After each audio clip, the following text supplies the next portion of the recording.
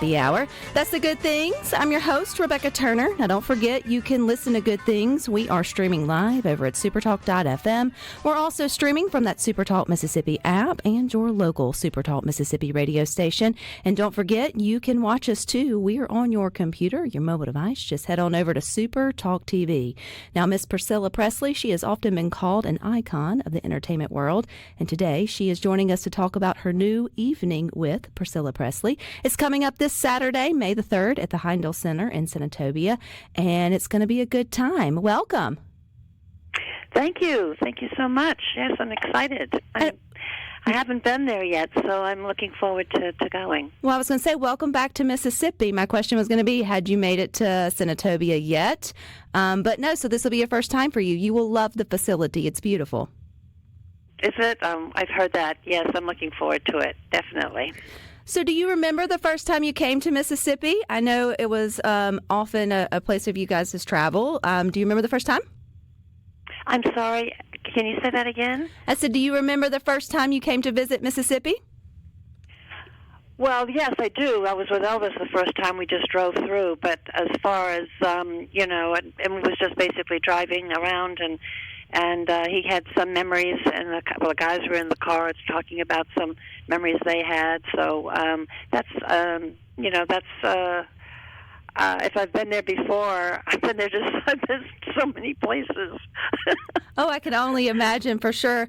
So this is a new event for you. So what inspired you, Priscilla, to create such an intimate event to connect with an audience in such a unique way? Well, I've been asked, I all the time about my life with Elvis, about my life being an actress, about my life in general, especially since, I met Elvis when I was only 14 years old. So there's a lot of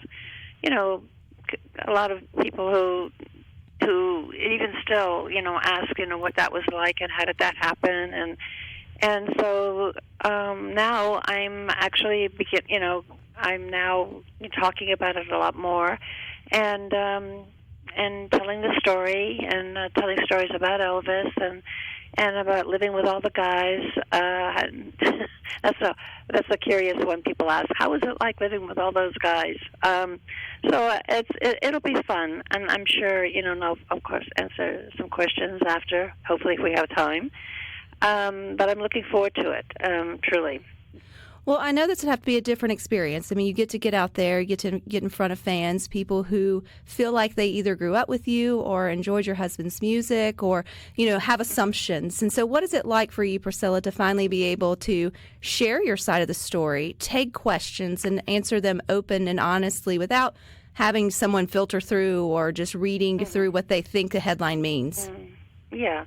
Well, that's one of the reasons why I'm doing this, to correct a lot of things that have been out there, to answer a lot of questions that people, have and wanted to ask. It's just a time in my life that I'm ready to do that. I'm very private. I don't, I'm very private in with my friends, and I don't go around, talking about my life at all. So this is an experience of just talking about living with Elvis Presley and what kind of life it was, and what kind of a person he was, which I think will surprise people. I'm just very open, very open. What was one of the biggest challenges being married to the king of rock and roll, Priscilla, that maybe people wouldn't have noticed? And it could be as silly as maybe he left his socks all over the floor like the rest of our husbands did. Well, that he did. That is good to know. He was human too. We had someone that obviously our housekeeper for many, many years, of course, would take care of him and make sure the beds were made. And I thank God I didn't have to do that. But Elvis was very private, but loved doing his shows, loved singing, loved entertaining. Period. And that's really what he lived for, was entertainment. and making people happy, and actually meeting them after the show. He was very open, very sweet, very considerate, and I honestly, someone asked me, what was his flaw, and I can't really say that there is one, other than, that he was so busy a lot of times, because he was so active, and especially toward the end when he was doing a lot of shows from, in the States, and understanding, his part of the business, because he didn't do it for quite a while.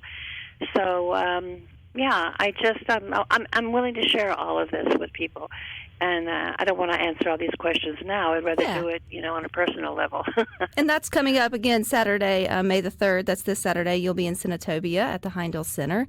I know it's going to be a wonderful evening. You do talk about. I hope. Yeah. It's going to be a wonderful. We're going to claim it, Miss Priscilla. We're going to claim that. But for someone to be private, both you and Elvis, you were a pioneer when you opened Graceland, which was a private home. You turned it into one of the most famous tourist locations in America, right? Like I read where I think it's visited more, like right under the White House in terms of locations. What is it like for you to know that many people over the years have put Graceland, which was your private home at one time, on their bucket list to go and see? Yeah. Oh, well, have you been? Not yet. And I've been to Tupelo, here in Mississippi, the birthplace, but I haven't been to Graceland yet. So it is on my bucket list. I didn't open Graceland right away. Obviously, his father actually put me or assigned me to it when he was very ill, and he is the one who basically put me in charge. And it was difficult for me because it was a home, and to have people go through the home. For me at that time, it was almost taking away that part of me of which I love so much, because of all the memories and Elvis's laugh and the guys coming in and sitting at the dinner table and enjoying it before having dinner, and then going off to the movies at 10 o'clock, 10:30 at night. I have so many memories. And then to see it open and people coming in, and it was a real adjustment for me to do that. But I got very, very used to it after people would come in and just, they were at awe, with his home and the stories, and I've come to really enjoy it. And even sometimes I'll stay a little bit and talk to some of the people who come in and for the first time to see his home and the stories that go along with it. I know. I hope Saturday night too you dive into some of your career as in acting. You had quite the career, or still may do. I have to know though, did you keep anything from the Dallas set? Because that was something that most people listening to Good Things will connect you to, Priscilla, is their love of the show Dallas. When that was over, did you keep any of the costumes or the jewelry or any of the pieces? No, I didn't. No, they didn't give that away, obviously, because, of course, the next person that's coming in in other words, it's all theirs. They don't give it away, and you have to definitely give it back. And the clothes, the jewelry, and everything, the shoes. I would love to have taken, the shoes. They were great. But I really took away the memories of the people who were on the show. Larry Hagman was wonderful. I had a great time with him. He was so interesting. One of the things that I learned about him was he invited me to come to his place on Sunday, to his beautiful home here in what do you call it? Close to the ocean, and he invited me and a couple of people there, but no one told me that he didn't talk on Sundays. That was his day of rest for talking, to keeping his voice clear. And so I said to Larry, "How are you, Larry? How you doing?" And he just looked at me and kind of nodded his head. And I went, "Oh, thank you so much for the invitation. This is beautiful."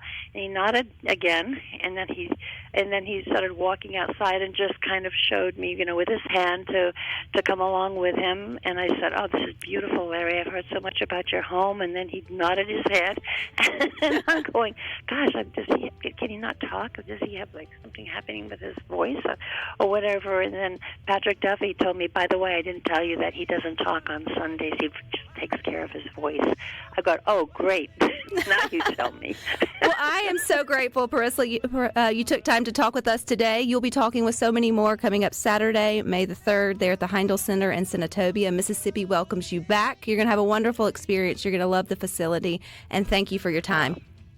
Thank you so much, Rebecca. I appreciate it. Thank you. All righty. You guys stick with us. We got more for you coming up next.